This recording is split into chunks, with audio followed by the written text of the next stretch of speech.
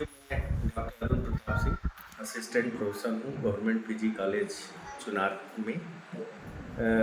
आज ये जो वीडियो आप लोग देख रहे हैं, ये वीडियो धीरज कुमार वर्मा हमारे विद्यार्थी भी रहे और बड़े लोकप्रिय शिक्षक हैं इस समय वर्तमान में सिविल सर्विसेज के लिए या वनडे एग्ज़ाम के लिए ये पढ़ाते भी हैं। मेरी शुभकामनाएं हैं इनके लिए। आज इन्होंने मुझसे कहा कि कुछ आप अपने पॉलिटिकल साइंस विषय के नेट जेआरएफ के बारे में बताइए। तो देखिए, मैं आपको बताना चाहता हूँ कि पहले ही लोग बार बार कहते हैं कि बड़ा कठिन है, बड़ा कठिन है, लेकिन मैं आपसे बताऊं कि कुछ भी चीज़ कठिन नहीं है। हिटलर ने एक किताब लिखी थी मीन काम्फ, मेरा संघर्ष, अब हिंदी में भी उपलब्ध है। उसमें उन्होंने एक लाइन लिखी, everything is possible if we are do it. सब कुछ संभव है यदि हम करना चाहें।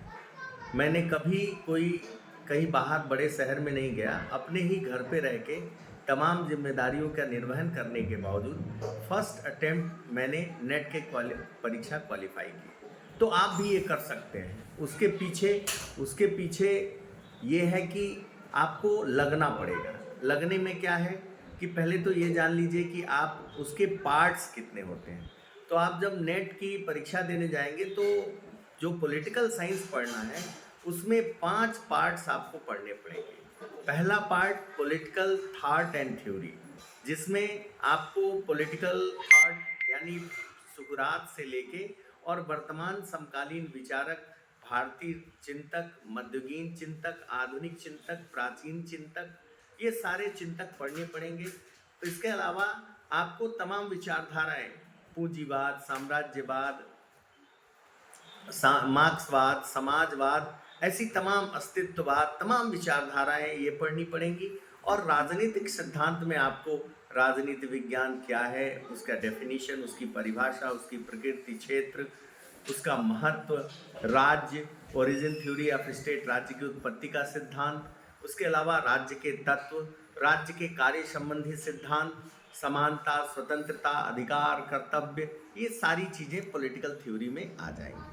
ये आपका पॉलिटिकल थॉट और थ्योरी है। जितने भी सैद्धांतिक विचारधाराएं ये पहले पार्ट में आपको पढ़ना। दूसरा पार्ट आपका है कंपैरेटिव गवर्नमेंट एंड पॉलिटिक्स, तुलनात्मक शासन एवं राजनीति। इसमें तुलनात्मक शासन कब आया, क्या है तुलनात्मक शासन, उसका अर्थ क्या है, उसकी परिभाषाएं किन किन लोगों ने दी, उसकी प्रकृति क्या है, उसका क्षेत्र क्या है और वर्तमान समय में उसका महत्व क्या है। उसके बाद America, Britain, Switzerland, Bharat, France, China, इन प्रमुख देशों के कार्यपालिका, व्यवस्थापिका, न्यायपालिका, राजनीतिक दल, दबाव समूह, इन सब चीज़ों की तुलना कर पढ़नी है।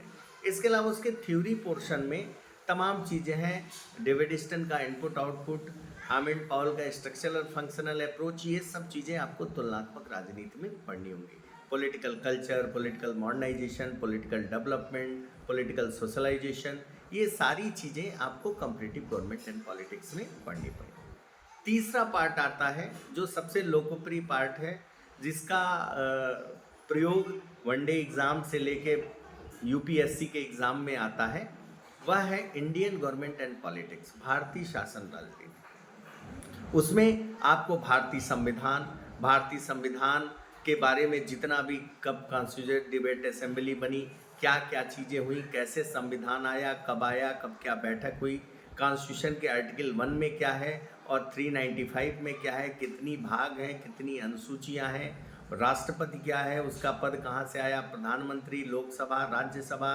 सर्वोच्च न्यायालय, उच्च न्यायालय, मुख्यमंत्री, विधानसभा, ये सारी चीज़ें उसमें आपको पढ़नी पड़ेंगी। ये तीसरा पार्ट है। जो चौथा सबसे महत्वपूर्ण पार्ट है वह है अंतर्राष्ट्रीय राजनीति का, जिसमें अंतर्राष्ट्रीय राजनीति और अंतर्राष्ट्रीय संबंध दोनों पढ़ने पड़ेंगे। इसका एक पोर्शन थ्योरी आता है, दूसरा प्रैक्टिकल का पोर्शन। उसमें राजनीति, अंतर्राष्ट्रीय राजनीति के सिद्धांत, अर्थ, परिभाषा, कौन कौन से सिद्धांत आए, तमाम आए, निर्णय निर्माण सिद्धांत आया, खेल सिद्धांत आया, ये तमाम सिद्धांत आपको पढ़ने पड़ेंगे।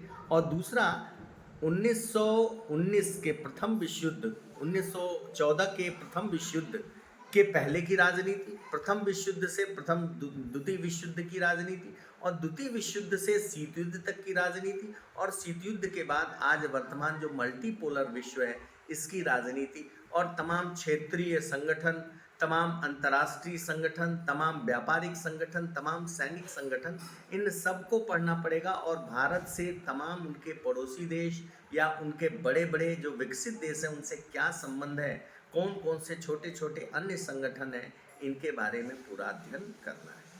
5वां पार्ट आता है पब्लिक एडमिनिस्ट्रेशन, लोक प्रशासन का।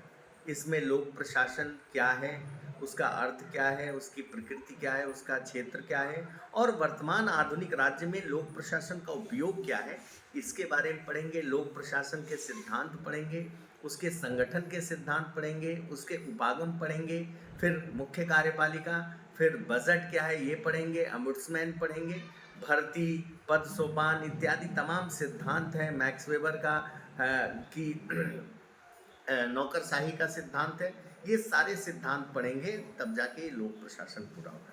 यानी ये 5 पार्ट आपको पढ़ने हैं, और इन पांचों पार्टों को अगर, और ये सारी चीज़ें आप ग्रेजुएशन और पोस्ट ग्रेजुएशन में ऑलरेडी पढ़ रहे होते हैं, अगर वहीं आप मन लगा के पढ़ें और थोड़ा सा कॉन्शियस रहें, तो आपका ये पेपर जो सबसे मेजर पेपर होता है वो आपको अच्छे नंबर गेन करेगा। और मुझे पूरा विश्वास है कि आप फर्स्ट अटेम्प्ट में ही नेट जेआरएफ की परीक्षा क्वालिफाई कर जाएंगे। यह नेट जेआरएफ के बारे में मैंने आपको थोड़ी बहुत जानकारी दी थोड़े समय में, और धीरज कुमार वर्मा जो कि हमारे विद्यार्थी भी रहे हैं और आज बड़ौना में, कुशीनगर में एक लोकप्रिय शिक्षक के रूप में उभर रहे हैं, मैं उनको ढेर सारी शुभकामनाएं देता हूं। और आप सभी विद्यार्थियों को भी आपके उज्जवल भविष्य के लिए और दीपावली के पर्व पे ढेर सारी शुभकामनाएं देता हूं। धन्यवाद।